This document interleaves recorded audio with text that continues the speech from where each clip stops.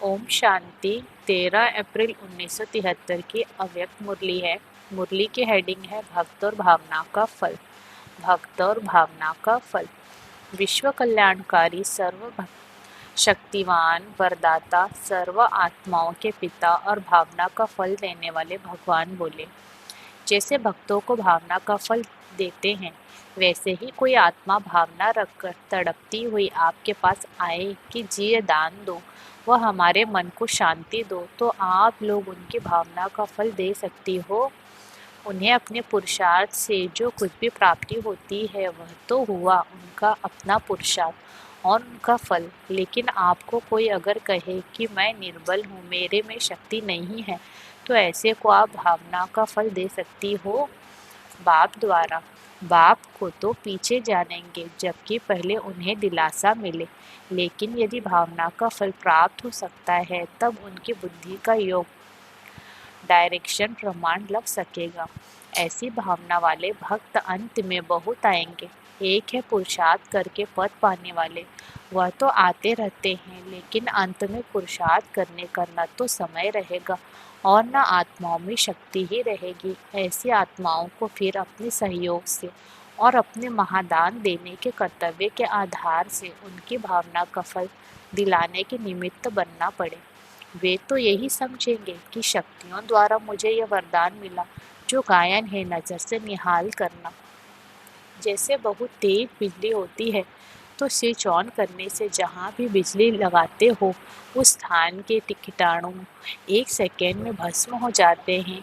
इसी प्रकार जब आप आत्माएं अपनी संपूर्ण पावरफुल स्टेज पर हो और जैसे कोई आया और 1 सेकेंड में स्विच ऑन किया, अर्थात शुभ संकल्प किया अथवा शुभ भावना रखी कि इस आत्मा का भी कल्याण हो, यह है संकल्प रूपी स्विच। इनको ऑन करने अर्थात संकल्प को रचने से फौरन ही उनकी भावना पूरी हो जाएगी। वे गदगद हो जाएंगे क्योंकि पीछे आने वाली आत्माएं थोड़े में ही ज़्यादा राजी होंगी। समझेंगी कि सर्व प्राप्तियां हुई क्योंकि उनका है ही कना दाना लेने का पाठ।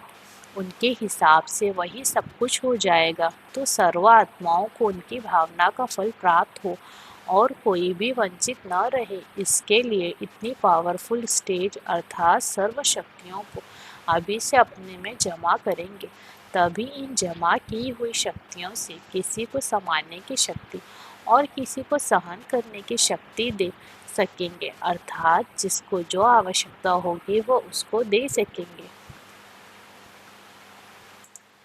जैसे डॉक्टर के पास जैसा रोगी आता है उसी प्रमाण उनको डोज देता है और तंदुरुस्त बनाता है, इसी प्रकार आपको सर्व शक्तियाँ अपने पास जमा करने का अभी से पुरुषार्थ करना पड़े, क्योंकि जिनको विश्व महाराजन बनना है उनका पुरुषार्थ सिर्फ अपने प्रति नहीं होगा, अपने जीवन में आने वाले विघ्न व परीक्षाओं को पास करना वह तो बहुत कॉमन है। लेकिन जो विश्व महाराजन बनने वाले हैं उनके पास अभी से ही स्टॉक भरपूर होगा जो कि विश्व के प्रति प्रयोग हो सके। तो इसी प्रकार यहाँ भी जो विशेष आत्माएं निमित्त बनेंगी उनमें भी सभी शक्तियों का स्टॉक अंदर अनुभव हो, तभी समझे कि अब संपूर्ण स्टेज की वो प्रत्यक्षता का समय नज़दीक है। उस समय कोई याद नहीं होगा, दूसरों के प्रति ही हर सेकंड हर संकल्प होगा। अभी तो अपने पुरुषार्थ व अपने तन के लिए समय देना पड़ता है, शक्ति भी देनी पड़ती है, अपने पुरुषार्थ के लिए मन भी लगाना पड़ता है। फिर यह स्टेज समाप्त हो जाएगी, फिर यह पुरुषार्थ बदली होकर ऐसा अनुभव होगा कि 1 सेकेंड भी और एक संकल्प भी अपने प्रति न जाए बल्कि विश्व के कल्याण के प्रति ही हो। ऐसी स्टेज को कहा जाएगा संपूर्ण अर्थात संपन्न।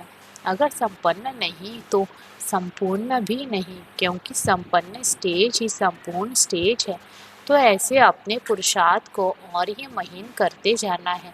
विशेष आत्माओं का पुरुषार्थ भी जरूर न्यारा होगा। तो क्या पुरुषार्थ में ऐसा परिवर्तन अनुभव होता जा रहा है? अभी तो दाता के बच्चे दातापन की स्टेज पर आने हैं, देना ही उनका लेना होना है। तो अब समय की समीपता के साथ संपन्न स्टेज भी चाहिए।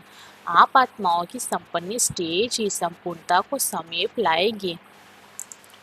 तो आप लोग अभी स्वयं को चेक करें कि जैसे पहले अपने पुरुषार्थ में समय जाता था, अभी दिन प्रतिदिन दूसरों के प्रति ज़्यादा जाता है। अपनी बॉडी कॉन्शियसनेस, अपनी बॉडी कॉन्शियस देह अभिमान नेचुरली ड्रामा अनुसार समाप्त होता जाएगा।